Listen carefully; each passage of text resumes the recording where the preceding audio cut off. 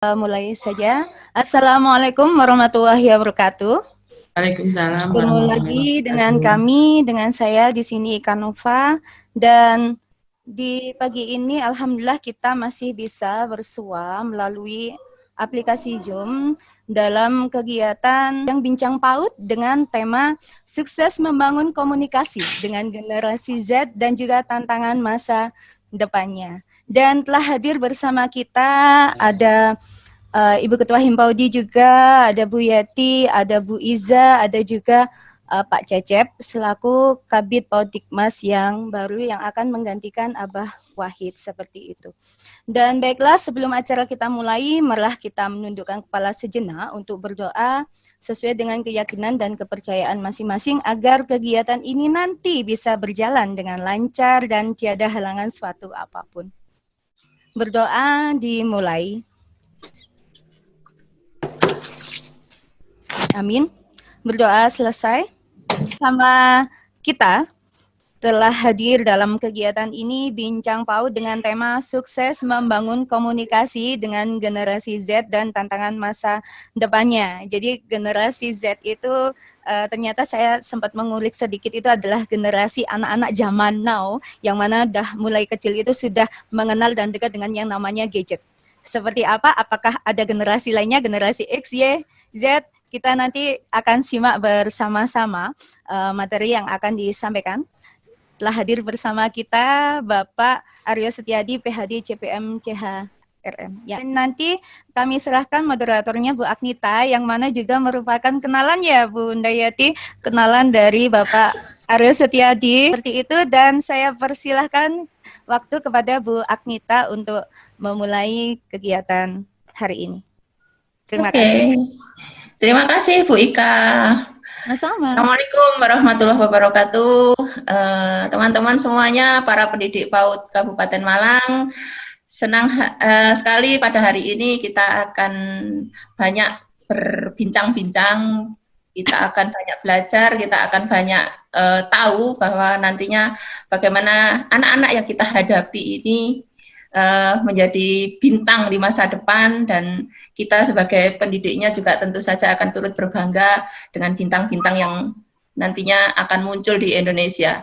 Dan pagi hari ini kita bersama dengan kawan lama saya, jadi bukan kenalan Bu Ika, tapi ya, kawan masa kecil. Kawan masa kecil ya. Ya. Sahabat kecil. Dan Pak Aryo ini biasanya sudah sering beberapa kali atau sering sudah mengisi di kegiatan-kegiatan PAUD bersama kami, dan kemarin saya tembak bahwa ayo ngisi ya gitu, dan alhamdulillah bersedia. Boleh di share screen ini Pak Aryo, punya Pak Aryo? Oke, sebentar. Di ininya biodata.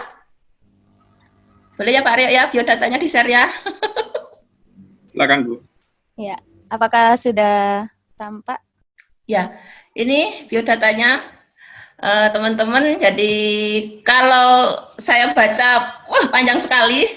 Wah, ya, tapi jelas. Ya, gelarnya pun benar-benar, ini teman saya ini tukang sekolah, suka sekolah.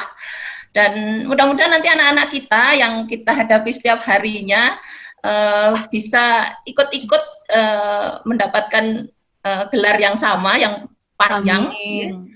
Dan saya tapi paling seneng tuh ada yang di poin yang keberapa nih, 1, 2, 3, 4, 5, warga teladan RT 5 RW 6 Sarwa Permai. Ini yang paling saya amati, karena ini warga teladan tuh mungkin sulit untuk mendapatkannya dibandingkan sekolah-sekolah yang lain. Tanpa berpanjang kata, rasanya Pak Aryo silahkan untuk memulai acara bincang-bincang ini. Kepada Pak Aryo, silahkan. Ya, baik. Terima kasih Bu Agnita. Assalamualaikum warahmatullahi wabarakatuh. Waalaikumsalam. Mau konfirmasi apakah suara saya bisa terdengar dengan jelas, Ibu-ibu, Bapak-bapak sekalian? Bisa, Bapak, sangat jelas. Baik, terima kasih. Sebelumnya saya ucapkan terima kasih kepada Ibu-ibu, Bapak-bapak pengurus Himpaudi Kabupaten Malang. Yang saya hormati juga Ibu Yati Retno, Ibu Ika Novasari yang tadi juga sudah memimpin acara, dan juga pada Pak Cecep Lili sebagai Kabid PAUD Dikmas Dinas Pendidikan Kabupaten Malang yang sudah terpilih menggantikan Mbah Wahid ya. Baik, sebelumnya saya mengucapkan terima kasih juga dan merupakan kehormatan buat saya untuk berbagi di kesempatan pagi hari ini.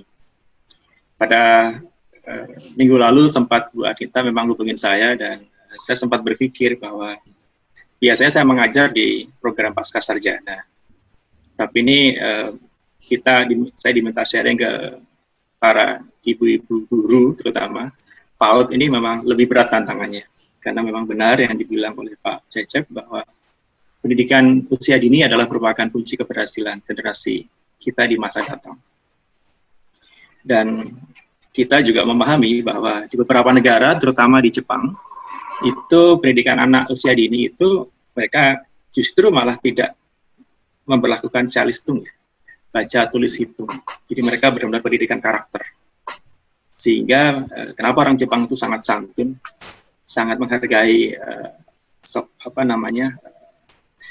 courtesy ya, kesopanan, kemudian aturan, bahkan mereka diajarkan sejak dini bagaimana cara ngantri, cara mengucapkan terima kasih, dan seterusnya. Itu cukup lama.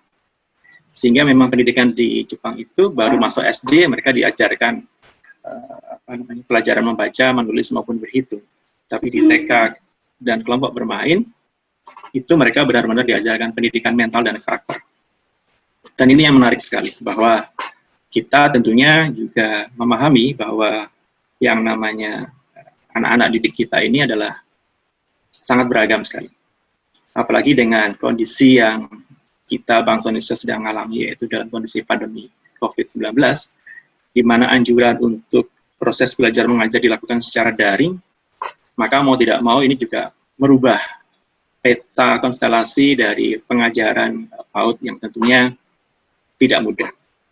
Apalagi anak-anak usia dini ini masih membutuhkan sentuhan, membutuhkan sosialisasi dengan teman-teman sejawatnya. Ini yang tentunya tidak mudah. Nah, ibu-ibu sekalian yang saya hormati, mungkin saya akan sedikit berbincang atau berbagi mengenai materi, kira-kira nggak lama lah. Yang penting adalah kita harapkan diskusinya. Ya.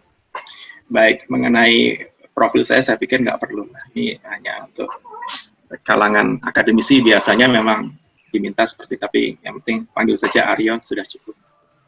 Nah, tentunya ini menarik buat kita semua. Kalau kita lihat gambar-gambar ini ya, pernah nggak ibu bapak sekalian mengalami hal-hal seperti ini? Ini Bu Agnita yang kiri atas tuh mainan apa ya Bu? Dakon. Menangan aku Pak. Menangan ya. saya khawatir bahasa Jawa saya agak kurang terapi kalau untuk Kabupaten Malang. Saya Jogja. Terus yang sebelah kanan itu apa? Mohon maaf Bapak, apakah jenengan mau screen sendiri karena ini screen-nya masih melalui kami? Oh gitu. Sekarang belum kelihatan ya gambarnya? Iya sudah, saya yang klikkan. Okay. Oh gitu, dari saya belum ya, jadi nggak bisa ya? Berarti saya stop share untuk jenengan bisa. Oke, baik, saya aja nggak apa-apa Ibu, kalau diperbolehkan. Iya. Ya, sudah Bapak. Sudah, ini bisa terlihat slide nomor 3 kalau nggak salah ya? Ini baik. Yang permainan ya, Dakon? Ya benar. Jadi kalau kita melihat masa lalu, ini buat kita-kita yang lahir sekitar tahun 60-an, 70-an, ini kan kalau anak-anak muda sekarang disebut milenial, kita ini disebutnya kolonial. Nah, kalau kita kolonial ini ya tentunya kita pernah mengalami masa-masa indahnya permainan seperti dakon, kemudian layangan, kemudian kalau bahasa Jawanya itu pelintang ya, sama main kelereng atau nekeran. Itu benar-benar berbeda dalam pembentukan karakter. Sehingga di masa kecil kita waktu itu adalah kita belajar bagaimana pentingnya kita bersosialisasi, bagaimana kita akrab dengan alam, bagaimana kita bersahabat dengan lingkungan. Sedangkan sekarang semua ini berubah tatanannya karena eranya, zamannya juga berubah. Ini yang membuat kita juga harus berubah juga cara kita mengantisipasinya dan cara kita membuat strateginya. Karena beberapa memang di tempat saya sih masih ada kalau layangan itu, terutama sekarang lagi rame-ramenya, anak-anak, tapi mereka rame karena apa? Memperebutkan layangan putus, bukan bermain layang. Main layangnya orang tuanya, tapi anaknya rebutan layangan putus. Jadi tetap ada kolaborasi antara generasi yang sebelumnya dan generasi yang sekarang.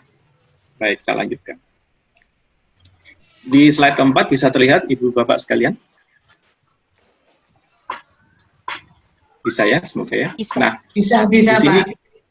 kita mencoba membandingkan, ya memang banyak sampai generasi sebelum-sebelumnya itu bahkan ada generasi builders, baby boomers gitu. Saya hanya mencoba mengambil 4 generasi saja yang sekarang sehari-hari banyak kita temui. Ya.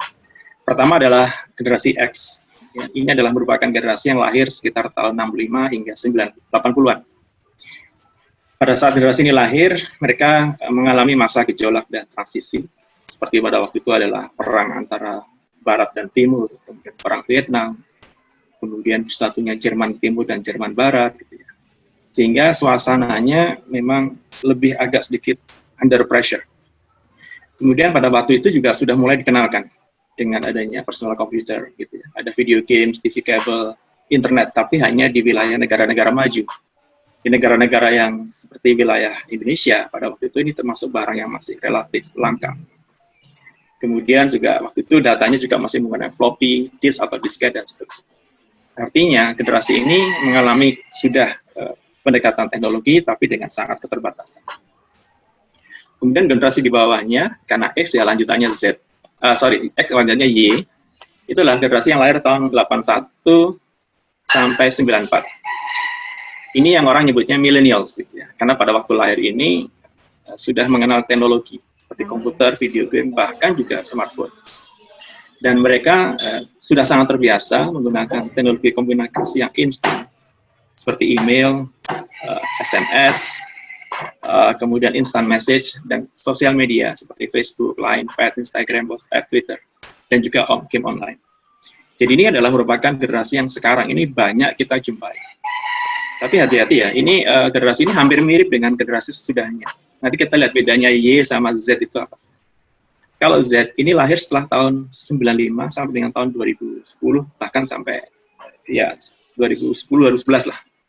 Ini disebut dengan I generation, atau generasi net, atau generasi internet. Jadi ini mau tidak mau, mereka sudah full banyak tergantung dengan internet. Ini sama, kebetulan saya punya anak, juga anak saya masuk generasi Z ini. Artinya apa? Mereka benar-benar day to day-nya itu sangat tergantung dengan internet, terutama mereka menggunakan ponsel atau PC, atau mereka juga kalau mendengarkan musik dengan headset, karena mereka tidak ingin terlalu banyak orang, kondisinya mereka benar-benar sangat isolated dalam konteks hal seperti ini. Nah, mungkin yang sebenarnya ibu-ibu, bapak-bapak hadapi saat ini, untuk para anak didik PAUD, itu mereka memang maksudnya generasi alpha. Ini yang lahir tahun 2011 sampai tahun 2024. Nah, setelah itu mungkin akan timbul generasi yang lain. Tapi karena alpha ini relatif baru dan belum banyak tampil di perbincangan sosial, maka orang lebih banyak meng-highlight generasi Z. Tapi kalau generasi Z kita lihat sampai tahun 2010, berarti mereka sekarang udah usianya 10 tahun, berarti mereka sudah masuk SD sebenarnya. Jadi kalau PAUD itu lebih tepatnya generasi alpha. Secara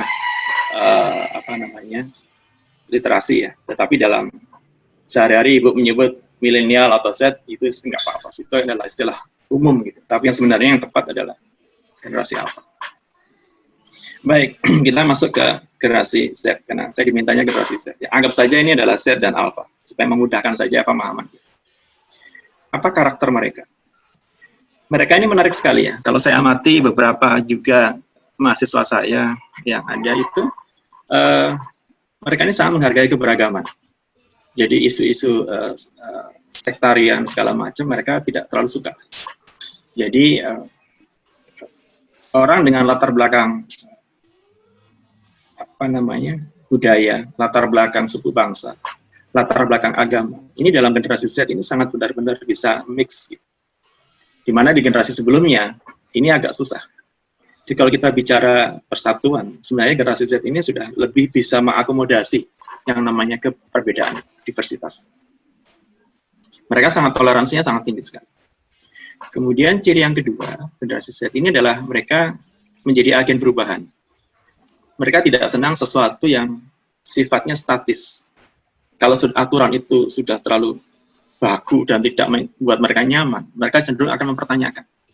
Sehingga generasi Z ini tipikalnya mereka sangat kritis, sering bertanya, bahkan men-challenge itu. Kenapa harus begini? Kenapa nggak harus begitu?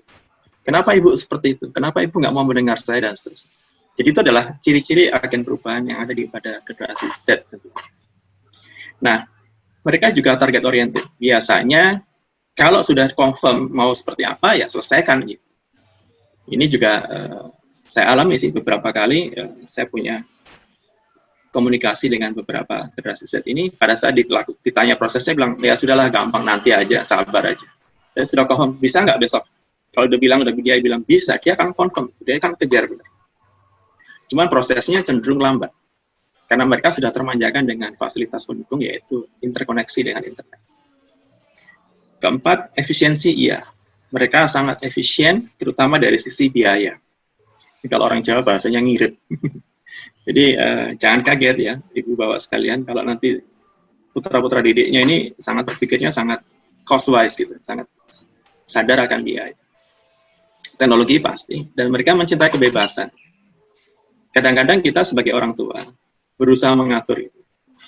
Saya sebutkan di awal tadi, tidaklah bijaksana kita mencoba untuk membandingkan antara generasi kita dan generasi Z. Karena apa? Karena mereka hidup dalam zaman yang berbeda. Kalau zaman berbeda, kalau kita mengajak mereka kembali ke zaman kita, itu akan terjadi konflik. Yang harus kita lakukan adalah kita mengikuti pola zamannya generasi mereka. Jadi kalau mereka bicaranya internet, ya mau tidak mau kita harus belajar internet. Kalau mereka bicaranya sosial media, ya ibu bapak sekalian harus juga belajar sosial media. Supaya apa? Supaya tidak terputus komunikasinya dengan mereka. Karena mereka mau tidak mau seperti itu. Bahkan kemarin saya sempat melakukan webinar dengan salah satu peserta gitu, yang dia mengatakan, saya itu sudah tua Pak Aryo, tapi karena eranya begini mau tidak mau saya belajar lagi. Apa itu Zoom? Apa itu yang namanya WhatsApp? Yang tadinya saya tidak tahu, saya paksakan gitu. Kenapa? Karena kalau nggak gitu, saya tidak bisa komunikasi. Karena pada waktu saya tanya anak saya, kamu lagi di mana? Ayah cek aja di blog saya. Gitu. Jawabannya begitu. Coba. Orang tuanya suruh ngecek di blog. Padahal kalau dia nggak ngerti apa itu blog dan segala macam, dia akan ketinggalan. Dan memang mereka ingin kebebasan dalam arti ingin menjadi dirinya sendiri. Nah ini saya pikir perlu dipertimbangkan dalam proses pengajaran PAUD, bahwa anak-anak ini memang berbeda dengan zaman kita. Jadi mohon jangan memaksakan masa lalu kita pada waktu kita kecil dalam generasi mereka, karena mereka sudah totally different. Dan mereka ingin mendapatkan pengakuan. Jadi yang namanya pujian, tepuk tangan, terus kita hargai mereka, itu membuat mereka jauh lebih bermakna dibandingkan imbalan yang bersifat materi. Sehingga kalau kita punya anak didik seperti ini, saya pikir ibu-ibu sekalian sudah sangat lebih memahami bagaimana cara melakukan appraisal dan recognition kepada anak didiknya. Berikutnya, mereka senang berbagi. Jadi kalau mereka punya sesuatu, mereka akan share. Terutama pada teman-temannya. Jadi biasanya mereka punya satu cluster, satu komunitas sendiri yang mereka sering berkomunikasi, dan ini apapun mereka share. Bahkan kadang-kadang berbeda dengan kita. Kadang kalau kita mau share, kita mesti lihat ini orangnya siapa ya. Ini karakternya seperti apa. Kalau mereka enggak, mereka bagi dong ini informasinya, bagi dong ininya datanya, mereka akan kasih. Gitu. Karena memang cenderung mereka ingin kolaborasi. Jadi memang kalau dibilang ini berbeda dengan zaman kita, mereka sangat senang berbagi. Kemudian self learner, ini menariknya. Jadi kadang-kadang kalau kita terlalu memaksakan bahwa mereka harus belajar gini-gini, kadang-kadang juga mereka tidak nyaman. Dan mereka lebih cenderung mengadaptasi informasi yang mereka terima dari pihak ketiga, terutama dari internet. Ini harus hati-hati. Bahkan kadang-kadang, pada saya pernah mengajar di salah satu kelas gitu. Sebelum mengajar, mereka sudah tahu profil saya. Dan mereka bilang, Pak, apa yang Bapak ajarkan kita sudah tahu, Pak. Kita langsung diskusi saja, coba. Ya, kalau yang nggak biasa, pasti merasa tidak nyaman. Tapi kalau sudah mengerti gaya mereka seperti itu, bahwa mereka lebih senang bicara atau belajar secara mandiri, ya kita harus maklum. Sehingga sekarang banyak sekali model-model pengajaran yang menggunakan blended learning. Blended learning itu gabungan, proses gabungan. Jadi, ada tatap muka, ada belajar mandiri, dan ada case study, dan juga ada secara daring gitu ya. Ini digabungkan. Sehingga mereka lebih merasa nyaman dengan seperti itu. Berikutnya adalah cashless. Mereka cenderung tidak suka membawa uang banyak. Jadi karena semua sudah arahnya ke elektronik, ya. Jadi mereka tuh biasanya lebih merasa tidak tidak aman kalau saldo OVO-nya kurang. Atau kalau pesan-pesan GoPay-nya nggak cukup. Gitu. Tapi mereka jarang bawa uang banyak. Beda dengan kita, kalau kemana-mana masih bawa dompet, isinya berlapis-lapis gitu ya. Nah, kalau mereka enggak. Mereka cenderungnya semua cashless. Jadi kemana-mana mereka bawa HP, karena HP itu sudah menjadi dompet mereka. Dimana HP itu adalah sudah bisa transaksi keuangan, bisa transfer, dan apapun gitu. Bahkan sekarang ngambil uang pun via HP dengan melalui media ATM juga sudah bisa. Kemudian multitasking. Multitasking itu artinya mereka bisa mengerjakan beberapa hal pekerjaan dalam waktu yang kurang lebih sama. Jadi seperti sekarang ini ya, kalau mereka ikut webinar seperti ini, mereka bisa menggunakan 2 screen, Bapak Ibu sekalian. Screen A mereka ikut yang himbau di Malang, screen B mungkin dia ikut webinar di yang lain gitu. Dengan 2 media yang tampil bersama-sama, mereka bisa konsentrasi. Bahkan kadang-kadang tangan kanan mereka megang notebook, tangan kiri mereka browsing HP, itu mereka bisa lakukan. Sedangkan kita megang HP aja harus pakai 2 tangan, itu pun pakai 2 jempol aja susah gitu ya, karena jempolnya gede-gede gitu. Sehingga ini membuat kita berbeda dengan mereka. Ya. Jadi memang dunianya berbeda. Traveling iya, mereka sangat suka traveling. Ya, jadi mereka suka. Oh, masih ada yang masuk. Jadi mereka suka perjalanan. Jadi sekarang ini kalau kita lihat jumlah wisatawan yang datang ke Indonesia, itu sekarang jumlah anak muda yang usia-usia masih sekolah-sekolah menengah itu banyak sekali yang datang. Karena mereka ingin eksplorasi. Jadi sekarang ini ibaratnya mereka punya uang saku. Mereka sebagian simpan, sebagian pakai konsumsi, sebagian pakai jalan-jalan. Apakah itu muter-muter sekitar Kabupaten Malang, sampai ke Batu, sampai ke mana namanya, ke Pujon, ke Songgoriti atau apa, atau bahkan sampai ke luar kota. Dan itu dengan teman-temannya. Jadi kalau mereka sering minta izin untuk jalan, untuk pergi, itu adalah karakter mereka, karena mereka ingin eksplorasi. Kemudian confident, sangat tinggi. Kadang-kadang mereka PD-nya minta ampun. Nah ini yang harus di fine tuning ya, artinya harus diperhalus gitu. Karena kadang-kadang kalau terlalu percaya diri juga kurang bagus kalau mereka tidak mendapatkan arahan yang benar dari para pendidiknya. Terkait dengan politik, mereka akan cuek sekali. Mereka tidak pernah akan peduli politik mau apa, karena mereka sudah merasa bahwa ya itulah pekerjaannya politician. Jadi mereka lebih cenderung melihat dirinya, lingkungan sosialnya, dan apa yang harus mereka kerjakan. Jadi kalau kita bilang sekarang ya lebih cuek gitu ya. Terus kepemilikan terhadap barang ini rendah. Maksudnya apa? Jadi anak-anak sekarang, terutama yang usia 20-an ya, karena generasi itu sampai usia 20, masih ada. Itu mereka cenderung tidak suka yang memiliki. Bahkan sekarang di beberapa kota besar, anak-anak muda itu sudah tidak tertarik lagi membeli mobil. Karena apa? Karena sudah bisa pesan online, taksi. Dan apa-apa sudah bisa mereka pesan barang pun mereka online. Jadi buat apa saya harus punya mobil? Rumah. Bahkan cenderung mereka kalau rumah ya mendingan sewa apartemen atau tinggal di rumah mertua kalau mereka sudah menikah nantinya. Kenapa? Karena buat mereka beli rumah itu mahal, cicilannya juga cukup signifikan, dan tentunya mereka lebih baik uangnya yang masih terbatas digunakan yang lain. Maka banyak sekali anak-anak muda yang milenial ini yang sudah menikah hanya tinggal di rumah mertuanya. Bukan mereka tidak mampu, tapi mereka ingin berhemat. Gitu. Buat apa? Punya aset yang nantinya membuat mereka harus keluar biaya terlalu banyak. Nah ini yang menarik sekali bahwa karakter ini ada beberapa yang mungkin dijumpai di anak didik kita nanti. Atau yang saat ini ada. Jadi kalau kita memahami bahwa mereka seperti itu akan lebih baik daripada kita mencoba mengaplikasikan diri kita, pengalaman kita kepada mereka yang tentunya belum tentu bisa sejalan dengan apa yang ada dalam benak pikiran mereka. Ya. Baik, selanjutkan. Bisa terlihat di slide nomor 6, beda generasi Y dan generasi Z ya. Nah, kalau generasi Z, ini adalah generasi dibandingkan yang Y, ini yang kita lihat sekarang adalah mereka lebih realistis dan lebih fleksibel. Kalau Y ini masih ada pengaruh dari orang tuanya yang generasi X, di mana mereka cenderung lebih banyak mengikuti generasi sebelumnya. Tapi kalau yang Z, totally mereka sangat fleksibel, dan mereka juga memandang bahwa bekerja atau mendapatkan uang itu penting.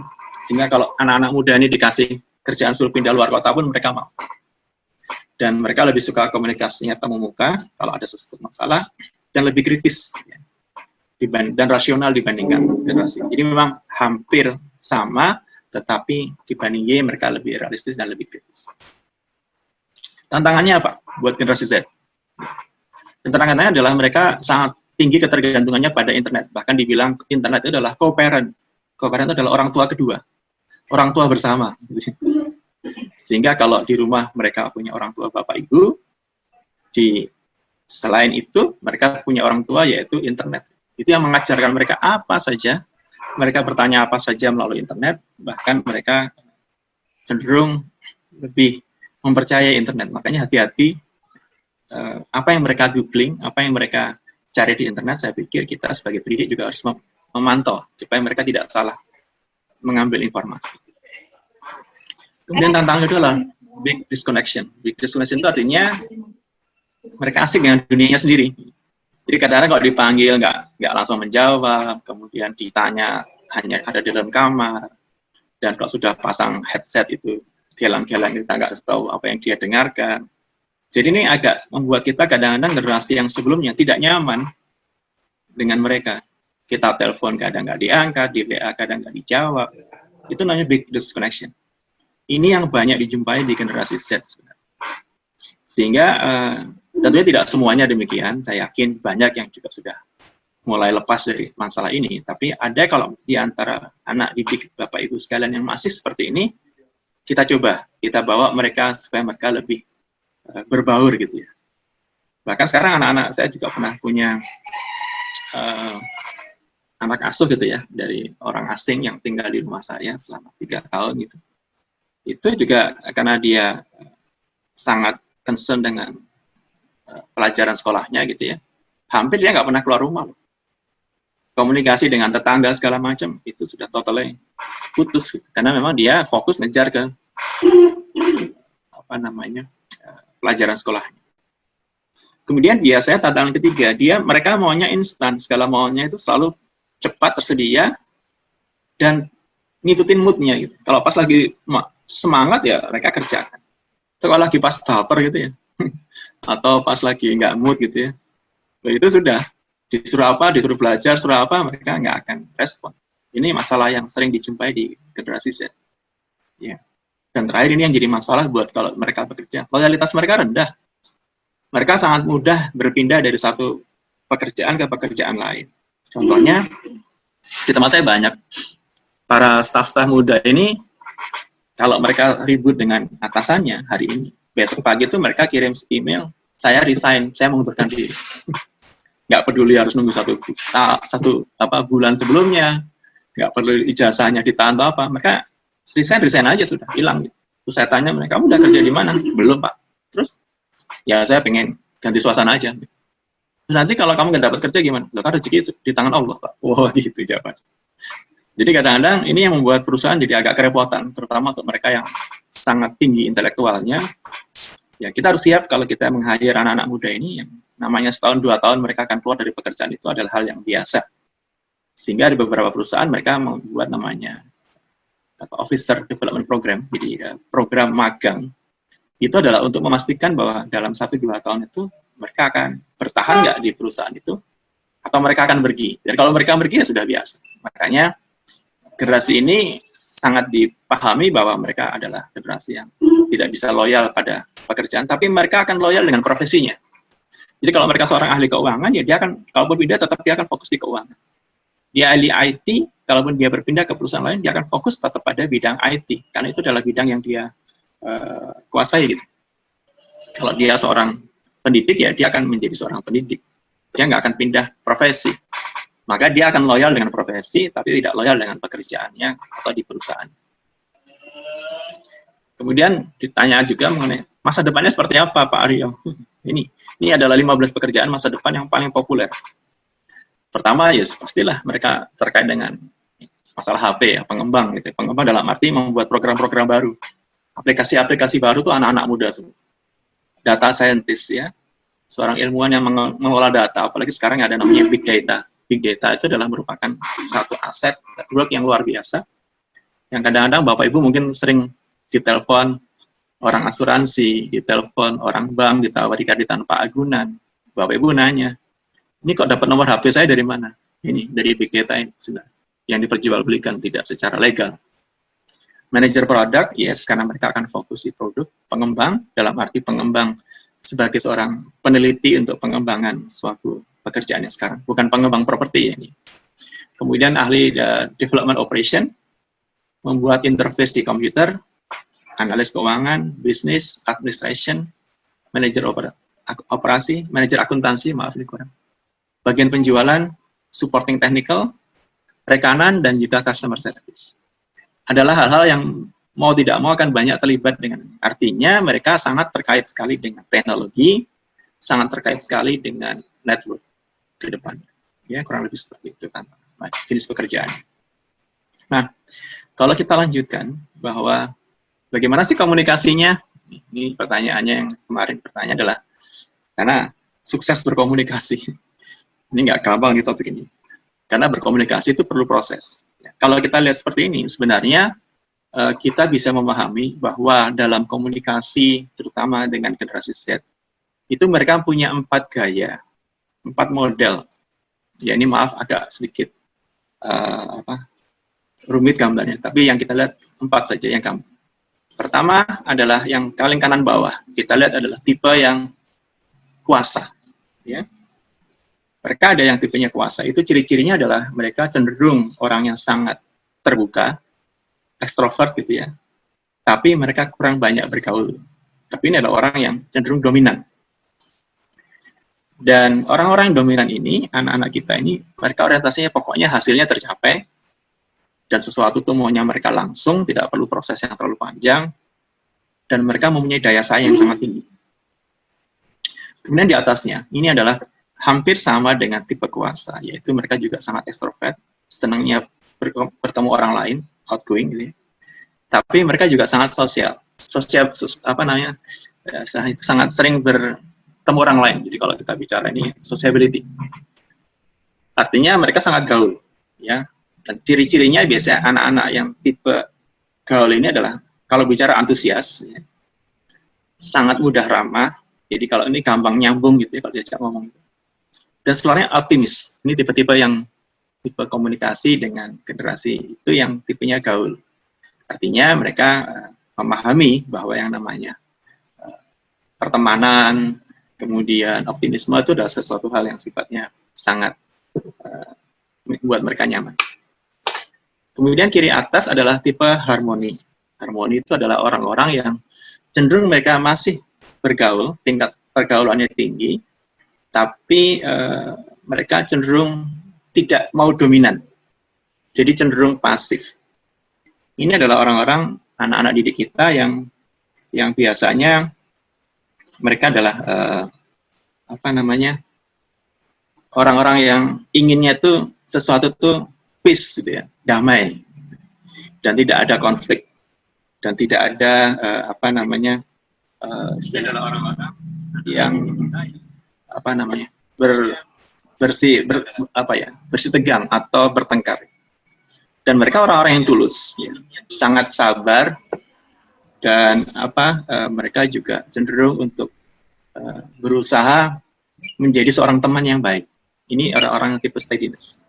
Biasanya orang-orang seperti ini nih untuk diajak temenan seneng ini, gampang, ya. Tapi itu tadi, mereka biasanya tidak mudah untuk dipacu untuk berubah. Karena biasanya dalam posisi ini mereka sudah sangat tinggi zona kenyamanannya. Berikutnya yang di bawah adalah tipe yang compliance atau pemikir. Ini tipe-tipe orang yang sudah tidak suka bergaul, low sociability, kemudian tertutup. Ini biasanya orang-orang yang cenderung bekerja atau tipe-tipe orang yang pemikir. Ya. Sesuatu tuh harus akurat. Hitungan aja, kalau salah titik koma saja buat mereka itu sangat tidak nyaman.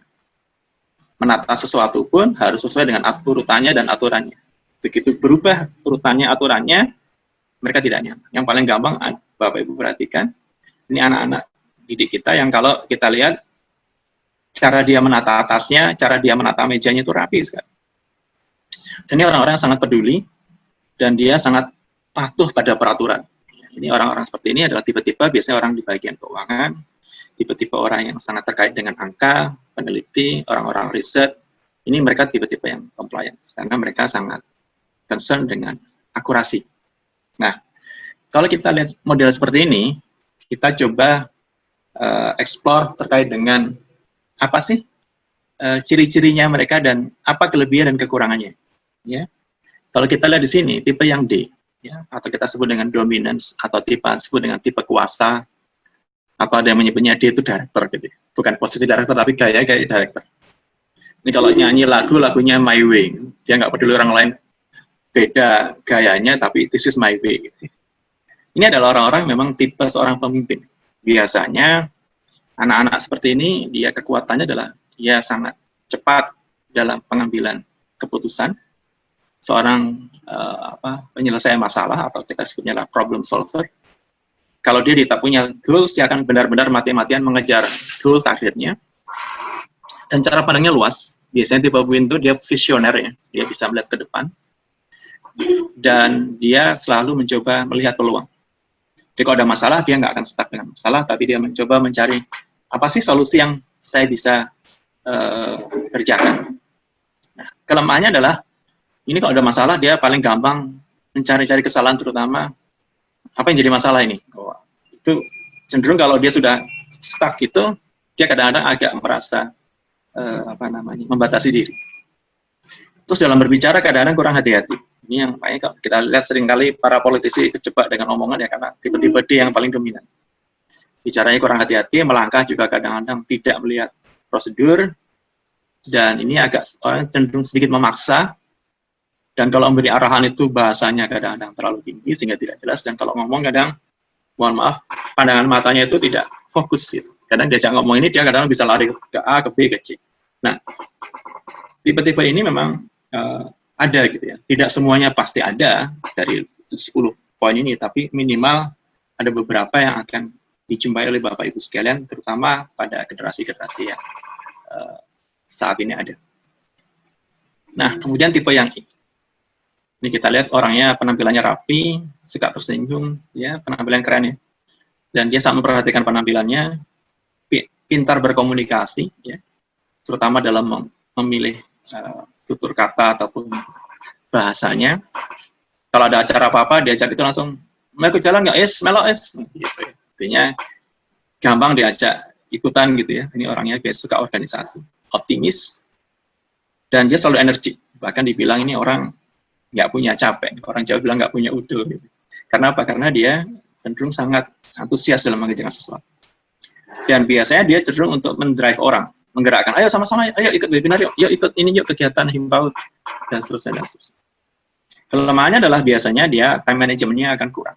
Mereka kurang bisa mengatur waktu dengan baik.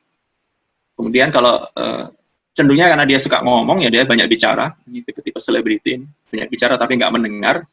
Dan kadang-kadang kalau ngomong tidak realistis, ya kita harus hati-hati. Karena kalau dia bicara, apalagi tipe-tipe sales, marketing itu, ya itu. Kalau bicara banyak itu mungkin isinya cuma berapa persen, lainnya itu aksesoris. Dan kadang-kadang kita lihat ruangannya, tasnya, mejanya itu tidak rapi. Paling gampang lihat kamarnya. Kalau kamarnya berantakan tuh bisa dipastikan dia adalah tipe I. Dan kadang-kadang berani manipulasi. Mudah-mudahan tidak terjadi. Angka-angka yang tidak tepat dia berani manipulasi. Tapi kalau yang tipe C nggak bakal. Jadi masalah buat dia sih nggak apa-apa. Berapa sih ini hitungannya? Selisih Rp1.000 Pak. Ah udahlah, bungkus aja lah. Nggak usah terlalu dipikirkan. Ya. Jadi tipe-tipe I akan berani begitu. Bagaimana tipe S? Ini yang tipenya kalau orang bilang nih hobinya tidur. Kubo Karno. Orangnya kalem ya, stabil.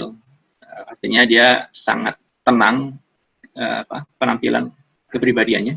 Orangnya sabar, dan dia sudah bekerja dengan satu pekerjaan, dia akan sangat loyal, dan semuanya tertata rapi, sistematis, dan dia dalam komunikasi itu hangat. Jadi orang mudah akrab seperti itu.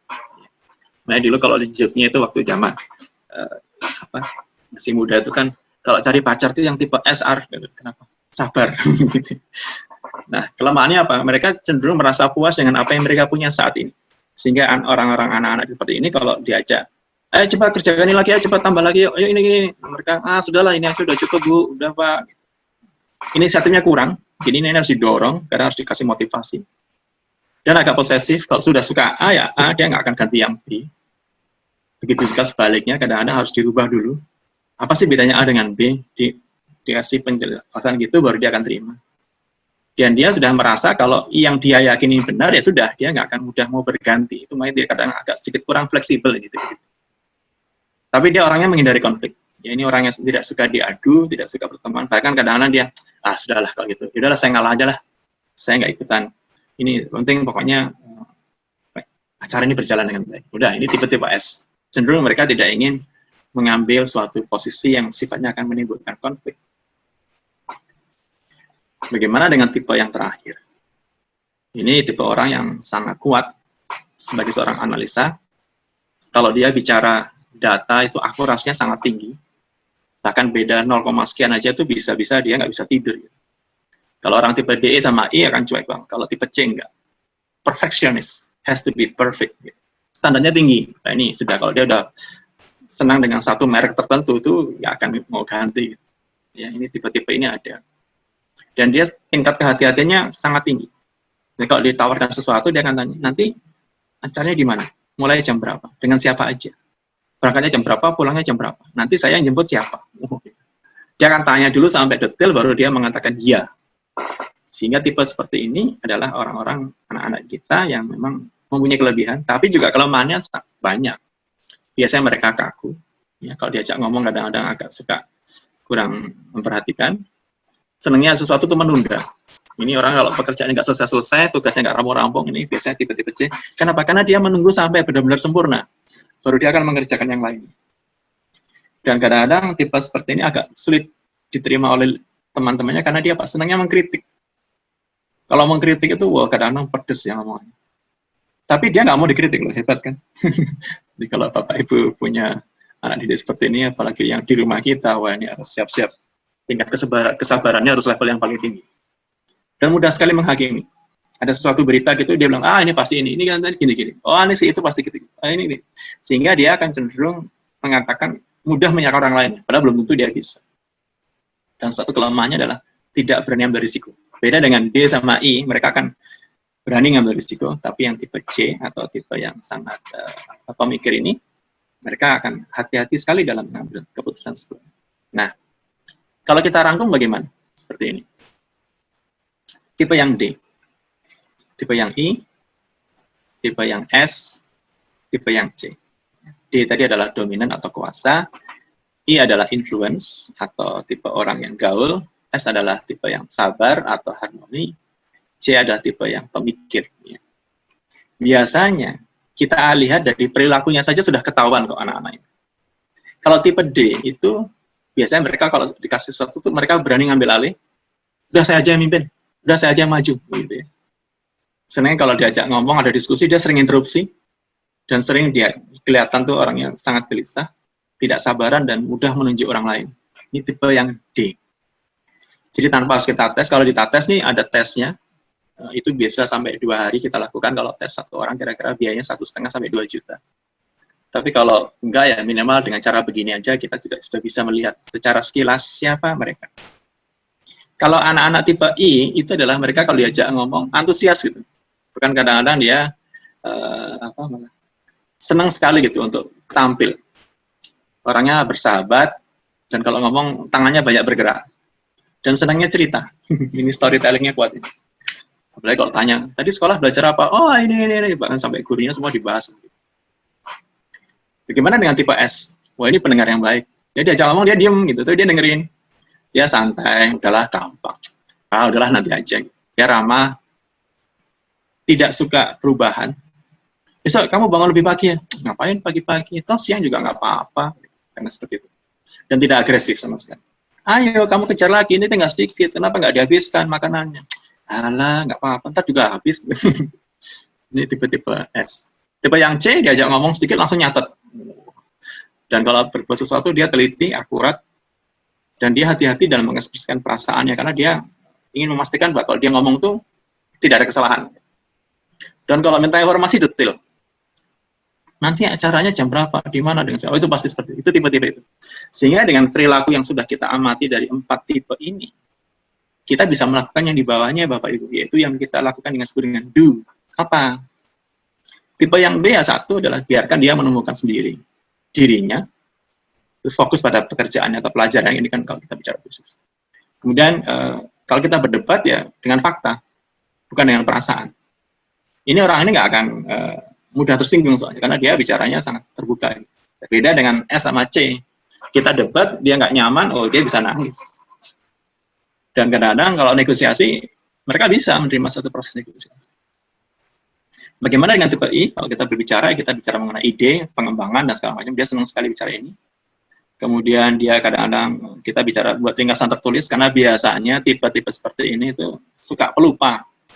Dia suka lupa dengan data dan lupa dengan detil. Dan dia suka dihargai idenya. Terus membangun pertemanan dengan tipe ini enak karena dia biasanya jaringannya temannya luas. Bagaimana dengan S?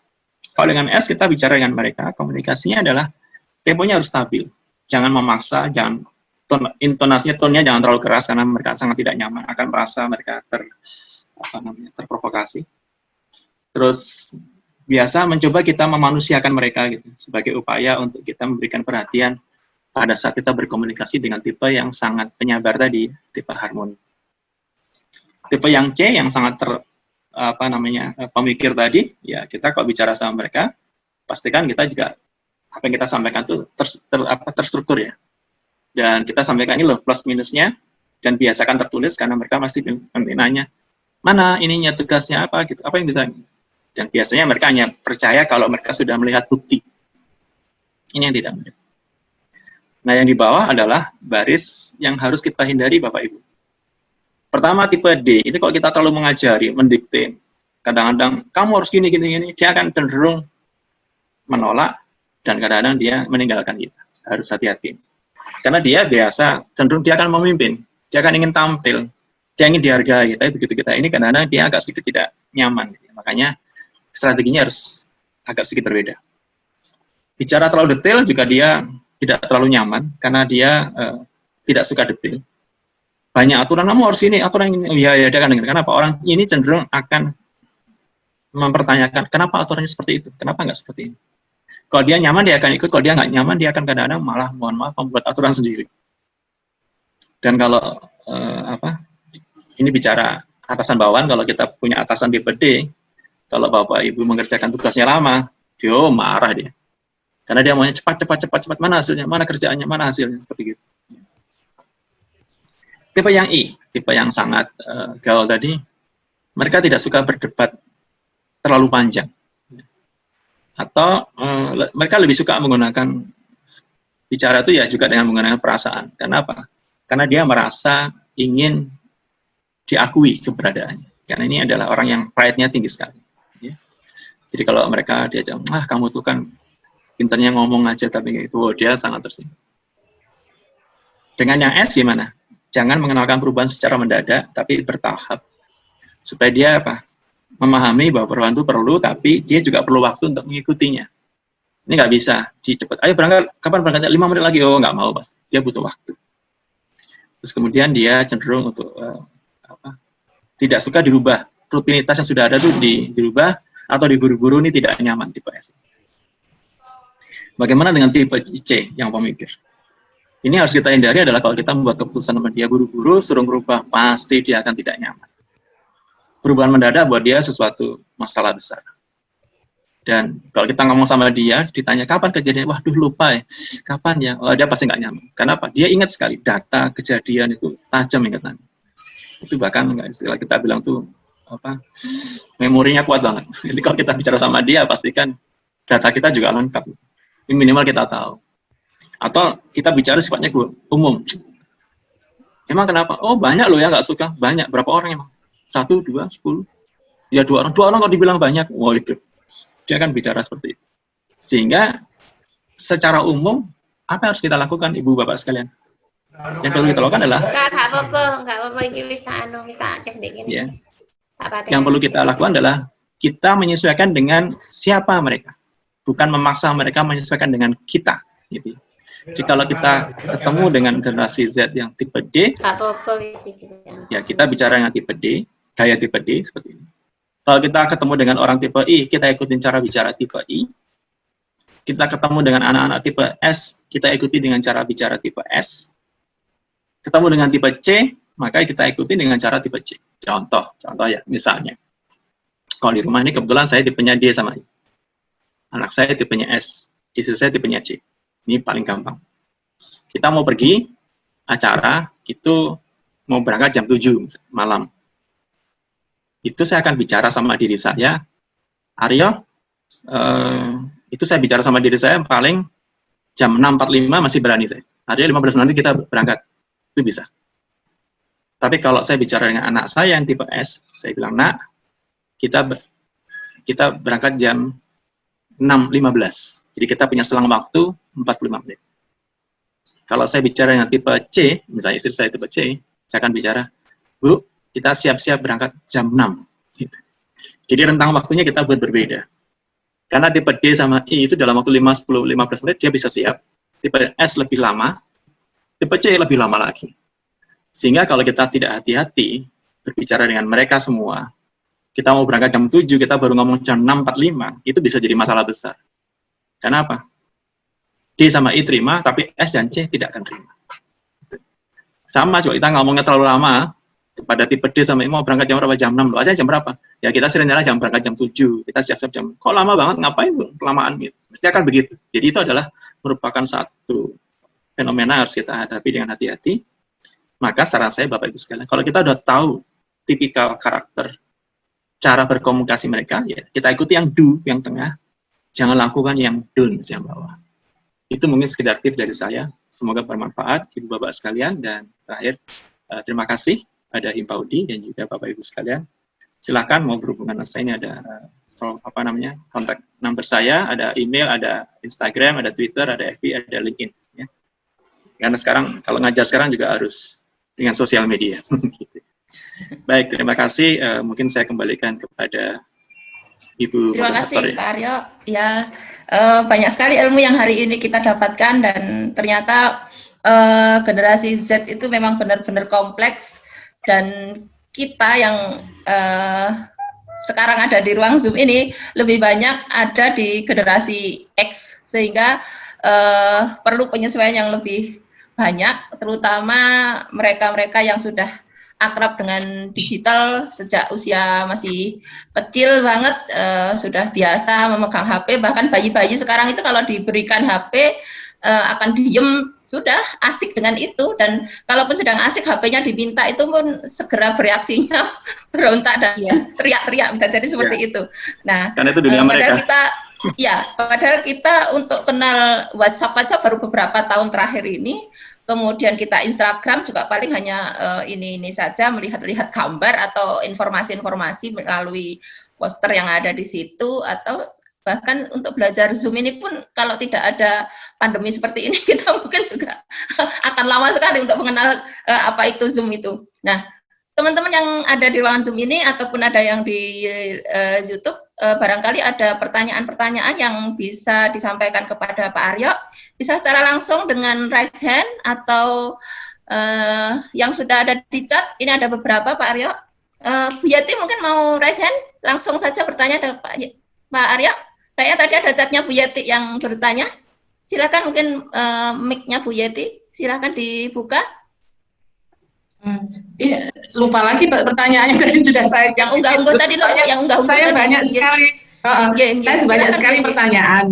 Nah, oke, mungkin itu yang di chat, oke, nanti itu yang ada di situ. Kemudian begini, aduh ternyata belajar komunikasi ini luar biasa sekali ya, ini ilmunya ya. Ternyata banyak sekali hal-hal yang tidak kita ketahui kalau ternyata ada begitu banyak tipe-tipe orang nggak tahu saya ini termasuk tipe yang apa ini, D atau I atau dan sebagainya, mungkin yang atau C S mungkin ya. Iya, gitu. Pak Aryo, mungkin pertanyaan saya, apakah tipe-tipe itu yang ada 4 tadi yang disampaikan tadi itu, apakah terbawa sejak lahir yang mungkin tergantung dari pola asuh dari orang tuanya, gitu, sehingga kita ini ternyata memiliki tipe yang D, I, S, G, E. Dan pertanyaan lagi yang keduanya, apakah bagaimana kita ini bisa memiliki suatu karakter yang dikatakan positif, jadi dikatakan positif, gitu. Jadi yang terbaik kita bisa di dalam secara introvert juga bagus, kemudian ekstrovertnya juga bagus. Mungkin sementara itu pertanyaan saya. Terima kasih Pak Ria. Baik, terima kasih Ibu Yati Ratno. Saya jawab langsung atau melalui Bu Agnita? Langsung aja Pak, silahkan. Ya, baik.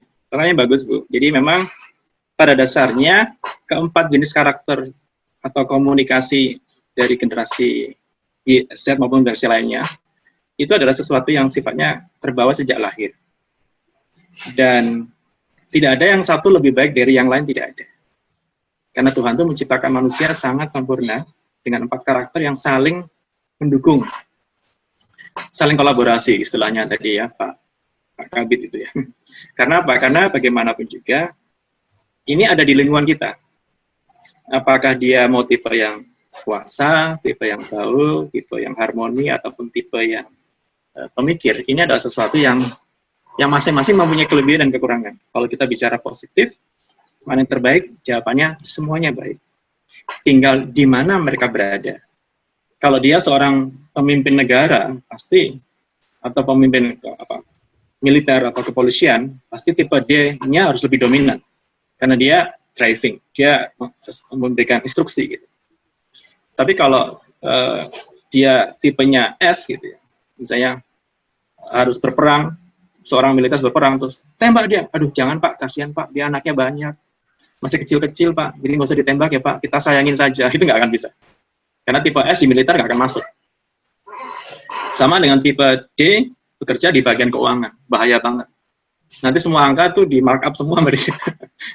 Karena orang yang di keuangan itu harus tipenya teliti, akurat, dan sangat hati-hati dalam menyajikan suatu data.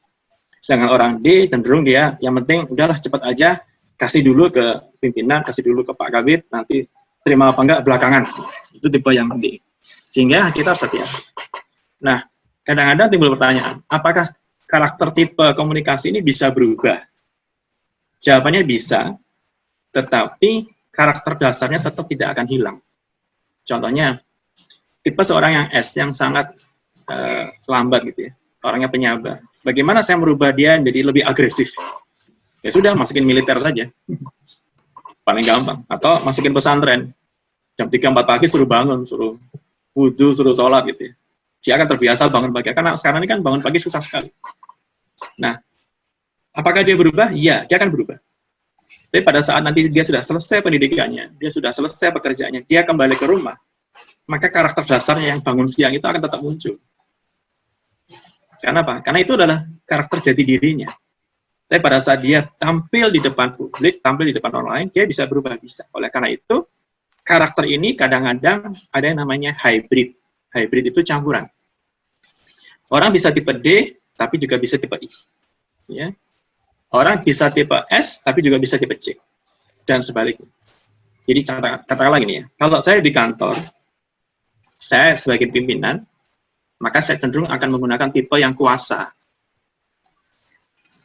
Tapi kepada tim saya ingin memotivasi mereka, supaya mereka lebih solid, saya akan jadi tipe yang I. Di rumah, karena mungkin istrinya lebih galak, jadi tipe S gitu. Pak, itu cucian belum kelar, cuci sana. Ya Bu, nyuci lagi. Itu ayam sayur nanti. Itu istilah-istilah gitu muncul ya. Karena dia bisa beralih peran berdasarkan lingkungan di mana dia berada. Bisa, tapi jati dirinya bukan itu. Maka banyak orang kita temui, dia bekerja di pekerjaan yang tidak sesuai dengan karakternya, dia akan stres. Contoh, saya punya dulu anak gua, tipenya tipe I, orangnya ceria, senang tampil, ya, senang dipuji, suka gaul sana sini, tiba-tiba dia bekerja di bagian quality yang angkanya tidak boleh salah, harus detail gitu. Akhirnya apa? Wajahnya dilihat cemberut terus gitu, stres terus. Kenapa? Karena pekerjaannya dikerjakan tidak sesuai dengan karakternya. Dan ketemu saya bilang, Mbak, kamu kayaknya nggak lama lagi kamu pasti keluar deh. Kok Bapak tahu? Iya, karena karakter kamu tidak sesuai dengan pekerjaan kamu. Sama orang yang tipenya pendiam, tiba-tiba suruh kerja di lapangan sebagai sales gitu. Pasti nggak nyaman. Orang biasanya teratur, semua serba dikerjakan pelan-pelan, dia harus kerja dengan cepat, mengejar sesuatu yang harus dia capai gitu ya. Gimana caranya, pokoknya kalau harus ngejar angka segini, tapi ternyata orangnya bukan tipe seperti itu, ya dia akan stres. Akhirnya apa? Nggak tercapai target, akhirnya dia merasa frustasi. Kira-kira begitu, Bu Yeti, kurang lebih. Terima kasih. Sudah puas, Bu Yeti? Ya, terima kasih, udah terbayang ini.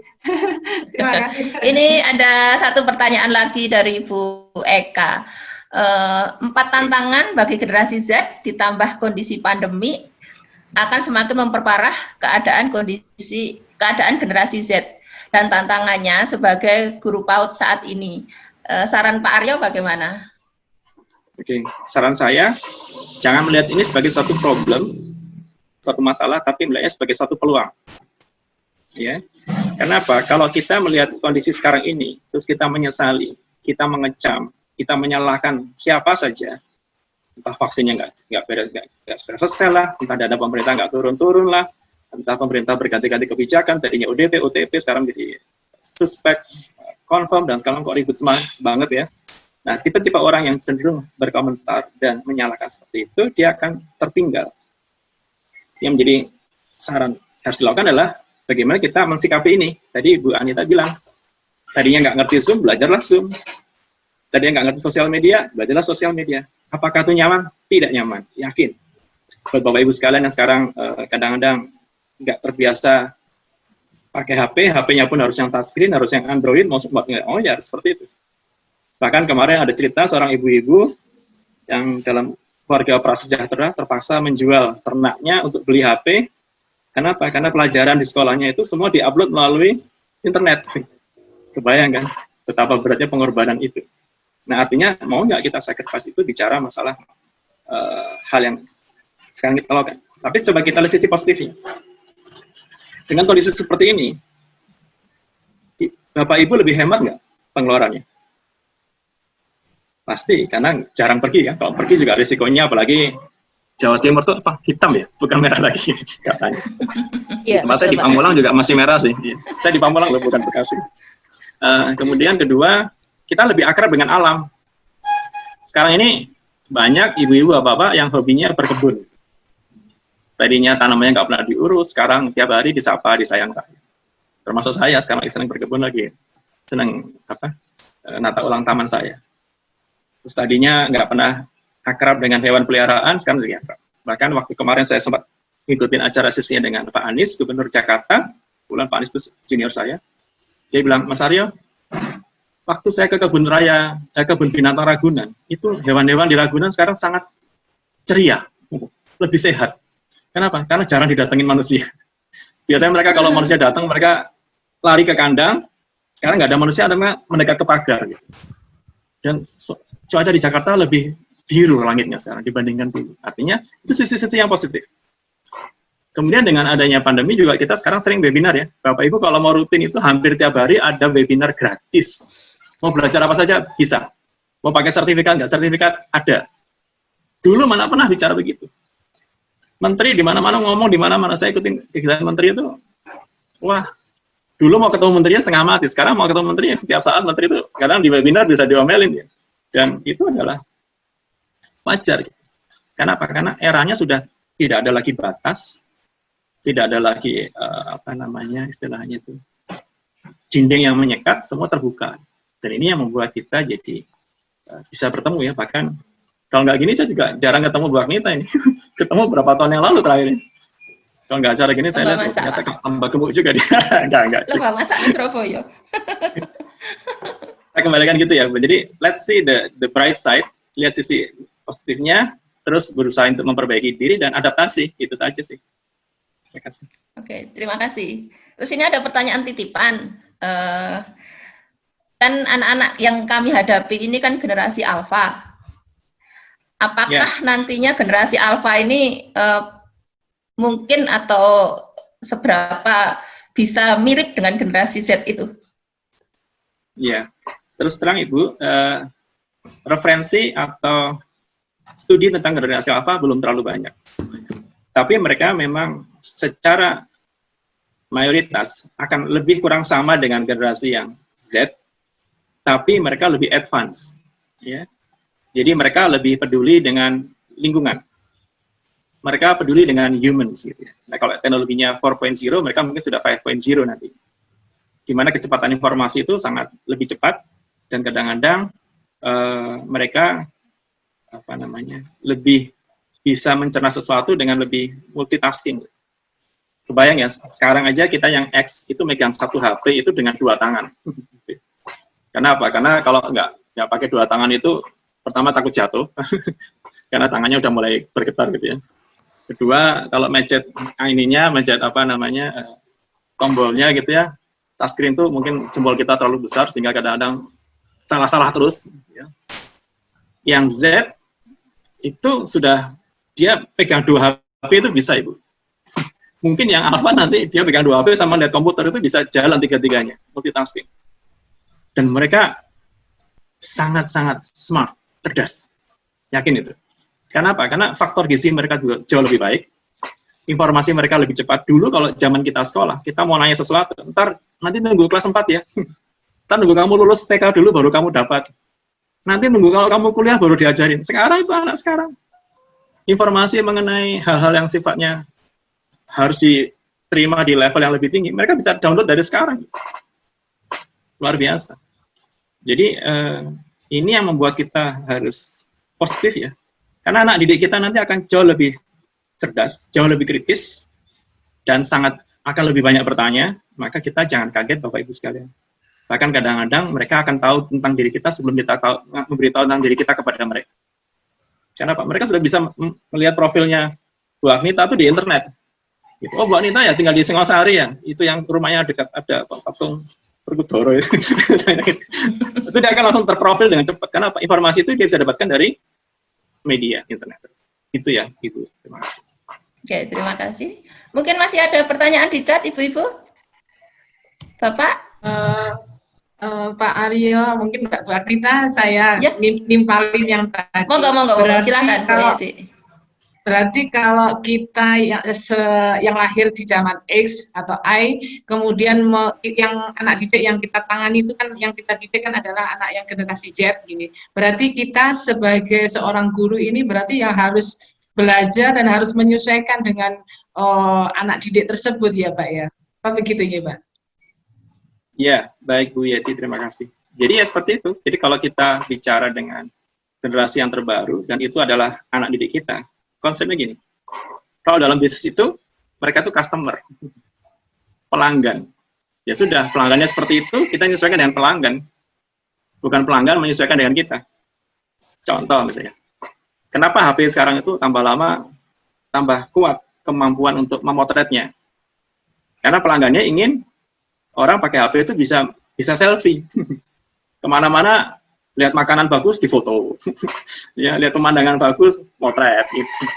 Sehingga bahkan tempat-tempat tertentu itu menyediakan counter khusus untuk selfie.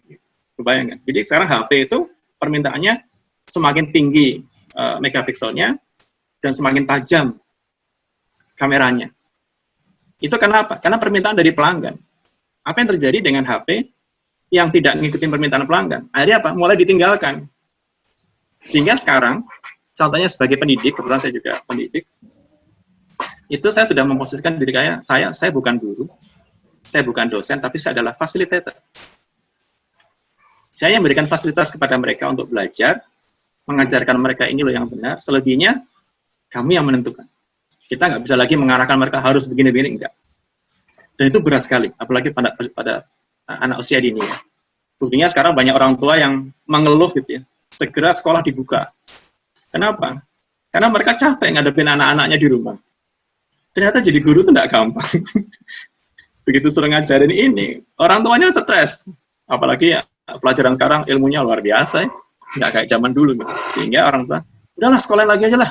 Mereka mencoba melepaskan kembali tanggung jawab pengajaran sekolah yang dibawa ke rumah, kembalikan ke sekolah lagi. Karena orang tua sudah tidak bisa lagi mengikuti perkembangan seperti itu. Karena anaknya lebih kritis, anaknya lebih cepat. Dan mereka juga punya hak untuk mendapatkan masa depannya. Punya hak untuk bisa belajar lebih baik. Nah, kalau orang tuanya tidak bisa memfasilitasi, akan sangat berbahaya kalau mereka mencari informasi dari yang lain yang tidak kompeten atau bukan sumber yang bisa dipertanggungjawabkan referensinya. Itu kira-kira gitu. Jadi memang ya kita nyesuaiin, Bu. Memang risikonya kita belajar, iya. Saya sekarang kalau ngajar di Zoom seperti ini ya, itu kita tahu kok, begitu kita selamat malam, selamat siang, selamat sore, gitu, selamat pagi. Itu mereka langsung gambarnya hilang semua, seret. Cuma keluar nama aja dan semua langsung mute. Saya nggak tahu mereka itu benar dengerin atau tidur atau apa. Saya kalau sudah mau absen, nyalakan video semua, baru di absen, muncul videonya, foto, setelah itu selesai, sudah. Apakah saya tidak bertanggung jawab? Saya bertanggung jawab. Tapi sekarang eranya gitu. Jadi jangan sampai kita merasa tersinggung, ini ngajar kok semuanya gambarnya hilang semua gitu. Itu kan sesuatu yang baru ya. Pertama sih, yuk kok kayak gini ya, kayak guru itu nggak diajeni gitu. Tapi sekarang ya eranya begitu, kalau kita masih bersikukuh dengan nggak diajeni, lama-lama kita sendiri akan hilang. Gitu. Karena kriteria pengukuran keberhasilan. Apalagi kalau di dosen tuh, yang penting adalah berapa persen yang lulus, berapa persen tingkat kepuasannya, dan seterusnya itu menjadi salah satu faktor yang harus kita pertimbangkan. Terima kasih. Seru ya Pak Aryo ya, memang berbicara tentang anak Jen ini memang seru banget. Dan ini tadi disampaikan juga tadi Pak Aryo tadi itu kalau tadi kurang mengajeni itu memang anak sekarang ini kok cenderungnya misalnya kalau kita ada duduk di bawah ya Pak Aryo, kemudian anak itu kok kalau dulu itu kan agak unduk-unduk gitu ya, maksudnya kan dulu agak unduk, tapi anak sekarang itu kok nggak bisa munduk-munduk gitu ya, pokoknya jalan apa adanya. Tapi kalau begitu apakah anak tersebut dikatakan anak yang tidak sopan Pak? Kira-kira itu gimana Pak itu? Kadang-kadang kan kita nge-labelnya kok nggak sopan sekarang ya. Tapi apakah itu memang anak itu tidak sopan gitu Pak? Sopan atau tidak itu relatif ya Bu. Kalau kita, karena Ibu melihatnya dari lingkungan kultur Jawa ya. Tapi kalau Ibu lihat di Amerika, itu orang manggil orang tuanya itu dengan nama depan. Misalnya Aryo itu bilang, Aryo, itu biasa. Kalau kita kan masih Bapak, Ayah, Abi, atau apa ya. Di luar negeri sudah mulai orang memanggil itu nama depan. Waktu saya menghosting anak asing, dia tinggal di rumah saya selama 3 tahun belajar di SMA, itu dia manggil saya dengan nama depan. Dan saya pertama juga kagok itu. Kok kurang ajar. Sengke ini mana ini gratis, undang aku, ya. Aku tuh siapa? Tapi akhirnya setelah saya 1 bulan, 2 bulan ngerasain, ya sudah, let it be. Itulah karakter dia gitu. Dan itu akan semakin banyak terjadi. Makanya sekarang pendidikan itu kan dikembalikan ke pendidikan berbasis karakter. Justru dari PAUD inilah kuncinya. Kalau Bapak Ibu ingin membiarkan generasi kita ke depan menjadi semakin cuek, itu sebenarnya starting point-nya itu di PAUD. Makanya saya sarankan tetaplah namanya etika budaya itu dipertahankan. Karena saya yakin budaya, apalagi budaya sopan santun itu nilainya sangat tinggi. Bahkan Jepang, yang sudah sedemikian majunya saja, dia mengkondisikan namanya pendidikan prasekolah itu adalah pendidikan mengenai etika, pendidikan sopan santun, pendidikan mengenai karakter. Mereka nggak diwajibkan harus bisa bahasa Inggris apalagi. Di Jakarta sekarang kalau masuk, anak saya itu masuk kelompok bermain 2,5 tahun waktu itu. Kira-kira tahun berapa ya? Tahun 2000-an gitu ya. Itu tesnya itu menyebutkan 1 sampai 10 bahasa Inggris, A sampai Z bahasa Inggris, dan menyebutkan nama orang tuanya bahasa Inggris. Itu secara lesan dan tidak boleh didampingi orang tuanya pada saat tes wawancara. 2,5 tahun, tahun 2000. Dan uang sekolahnya mahal sekali, waktu itu 2 juta. Artinya apa? Menunjukkan bahwa era yang namanya international school itu benar-benar sudah di-drive untuk berkompetisi. Nah ini yang salah. Dengan di Jepang, anak masuk prasekolah itu diajarkan berbaris, diajarkan makan bersama-sama, diajarkan nyapu kelas, diajarkan membersihkan ruangan, diajarkan berkebun, menghormat pada guru, diajarkan antri, diajarkan bilang terima kasih, itu dididik keras sama 3 tahun. Maka orang-orang Jepang itu tingkat sopan santunnya tinggi sekali. bukan berarti kita tidak bagus. Kita juga ada keluarga-keluarga yang memperlakukan pendidikan di rumah itu adalah pendidikan mengenai karakter. Makanya sekarang kadang-kadang guru ya mohon maaf agak sedikit capek ya ketemu murid-muridnya kayak gitu, ya sudahlah, yang penting nanti di rumah orang tuanya ngajarin sopan santun. Tapi di rumah orang tua juga pikir, itu ntar di sekolah aja lah. Saya udah gak punya waktu, saya pulangnya malam, saya kerja terus. Gitu. Jadi kadang-kadang tuh saling melempar. Ini harus kita hati-hati Bapak Ibu sekalian. Oke, terima kasih Pak Aryo penjelasannya. Masih adakah? Coba saya lihat di chat, barangkali. Ada Bunda, di chat ada dari Bu Miliana. Oh enggak Bu, bisa dibacakan Bu Ika. Rusli, nggih. Bisakah kita pendidik yang masuk dalam generasi X menyisipkan nilai di generasi X pada Gen Z atau Alpha? Seperti itu.